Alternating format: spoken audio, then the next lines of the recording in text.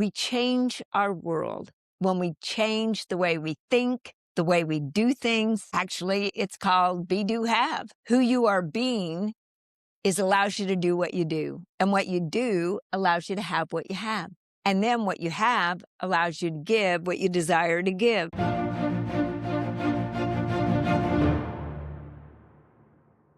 You know, many of you right now that are watching this have a lot of enthusiasm. You have a lot of joy in your life, and it is a decision. And some of you, well, I've got to tell you, you got so much momentum going for you. It's like you are on a roll and you want to keep going. Yet some of you, well, you have pressure and you have some problems that you're working to solve. And then there are those folks. In fact, there's quite a few folks. I go there myself sometimes. There just has to be more than this, right? Not more stuff. I'm talking about more purpose, more clarity, more courage, more peace in the middle of this big life that you're living right now. And so whatever state that you are in your life, I know one thing for certain. We all have one thing in common, and that is that we all have a story. And we've got stories that have been written in wins, and, well, we've got stories that have been written in scars. And some of our story is written in pages that feel, well, unfinished. So think about this. A new chapter doesn't start just because it's a new month or a new year. The calendar is flipped over.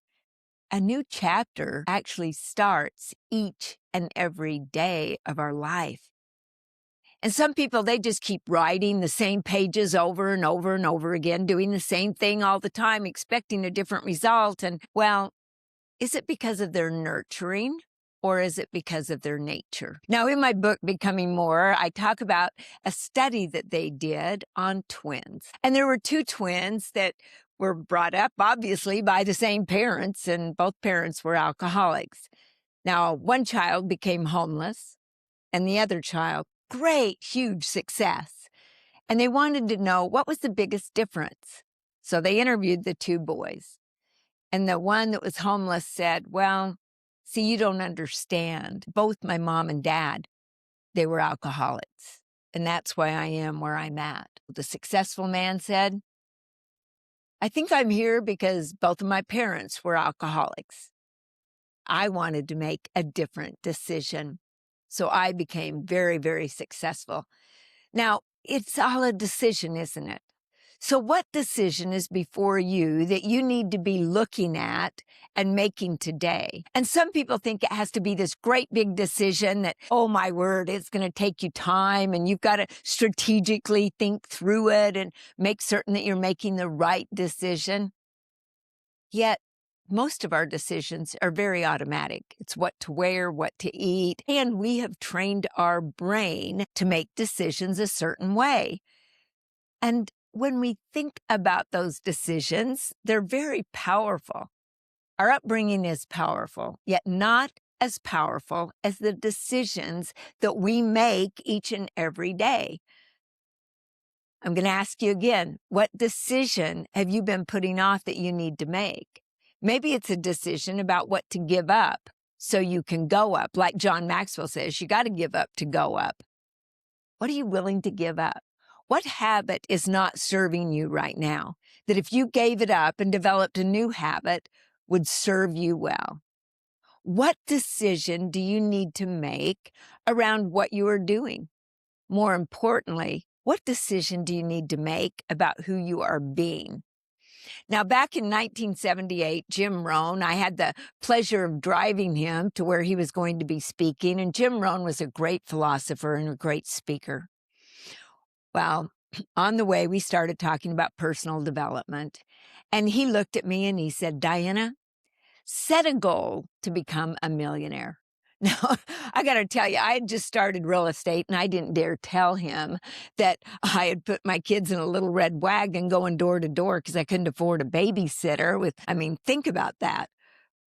$1 million was like a pipe dream to me. Then he said something, though, that touched my heart. In fact, it didn't just touch my heart, it grabbed my heart.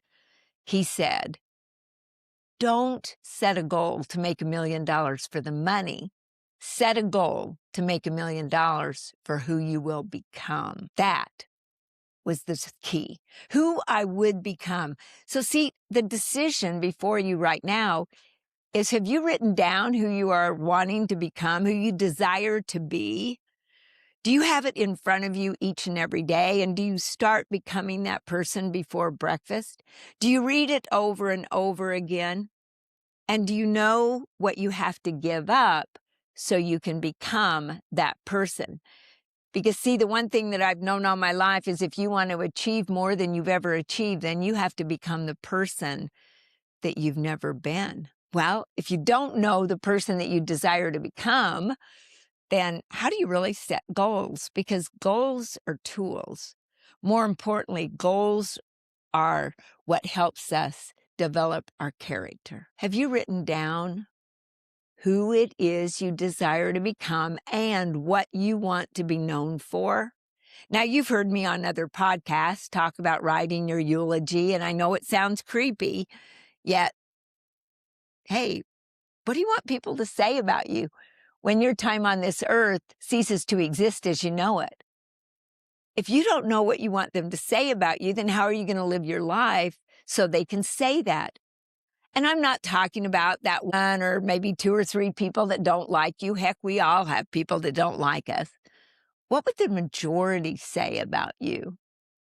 Would they say that you're giving, that you're caring, that you help them? Do you add value to them? Or do you play it safe, always saying whatever they need to hear so they like you? Because see, the greatest coaches I've had in my life actually gave me honest feedback. Now, I got to tell you, at first I went on the defense. It was like, oh, no, let me tell you why. Well, you can have reasons or results, and you can't have both. And I learned a long time ago that when I gave up those reasons, my results started going up. And I listened. You know, Susan Scott was a great coach of mine. And Susan Scott reminded me that, Dianna, as a leader, don't do that 360-degree feedback where you never know who's talking about you. You know, the anonymous feedback that you read and you wonder, who in the world said that? And so you're looking around going, is it that person? Was it that person? Did I treat them incorrectly? That plays with your brain. See, I think people ought to be honest. I think they ought to say, hey, I need to know something. Yet not accuse you of things. You've got to ask some questions to find out. Yet people have patterns. Patterns show up by the decisions they make. Patterns show up based upon the person they desire to be. And when you see certain patterns, you can help people with those patterns, or they're going to hold to them and they're going to like chain themselves to those habits, those patterns. It was when people gave me honest feedback, really great, honest feedback, that helped me so much. You know, I see people in sports where the coach is telling them what to do, exactly how to do it. I have my own way of doing things. This is the way I want to do it. Yet, people have gone before us, and to adapt to their ways, a lot of times, is the best way. Now, we also want a coach that will look at us and bring out our talents and all of our giftedness, not making us like them. At the same time, I've watched sports, and those coaches help people so much. I mean, Tiger Woods changed his golf swing over and over and over again. Jack Nicklaus, who I just got to see the other evening, being interviewed and there in person and being able to ask questions and have him talk about how he was always improving. He was always looking for what he could do better. He was always listening to his coaches that he had. He also said something that I thought was a great thing. It was a great decision. He said, pressure is pleasure. So do you take pressure as, ooh, they don't like me, ooh, that's bad, I'm going to go on the defense? Or do you take that as, wow, this is a way for me to grow. This is a way for me to get better. I make the decision to move forward, to improve, to always become more. Think about the decision. The decision I want you to think about the most, though, is who do you desire to become this year? Write it down. Be specific. And then start being that person before breakfast every single day. Rate yourself. In the morning, you get up and this is the person I'm going to be. At night, how did you do on a scale from 1 to 10? And what can you do to improve yourself? The second decision is, what do you want to be known for? Pretty simple. Now, it's not easy. Write your eulogy, as I said before. Creepy, I know, yet that'll help you to know who it is that you desire to be and what you desire to be known for. And if you run a team, ask the team, what does the team want to be known for? What do they desire to be known for? Is it great customer service where we're always thinking about other people? Or is it, well, I just got to get through this and I don't care about the other. I'm not thinking about them. I'm thinking about getting my stuff done, right? Decisions. Think about it. Each one is very important. Be intentional, and your life will move forward in a great, great way. So that's what I've got for you today on becoming more. You can't get to better until you get to different. Thanks. Stop.